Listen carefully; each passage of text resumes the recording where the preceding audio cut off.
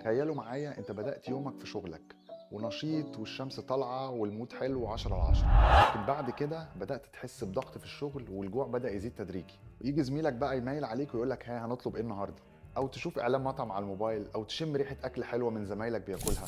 ساعتها ريقك بيجري وبتطلب في الاخر اكل معاهم. يوم ورا يوم وزنك بيزيد وما بتكونش عارف تهرب منهم ازاي. السؤال هنا، هل ده جوع حقيقي ولا استثارة للجوع؟ مع انك اصلا لو فكرت شوية هتلاقي اصلا الجوع ده مش حقيقي. انا بقى هقول لك تعمل ايه في الوقت ده. اول حاجة، خد اكل معاك من البيت بس يكون صحي، تخلي وجباتك صحية ومتوازنة من بروتين وكارب. تالت حاجة، قوم اتحرك لما تحس ان انت جعان. رابع حاجة، اشرب مية كويس وده هيقلل احساسك بالجوع الوهمي.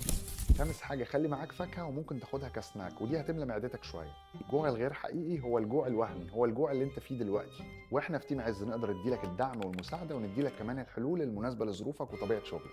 لو عايز تبدأ معانا ابعت لنا مسج وهنديلك كل الديتيلز.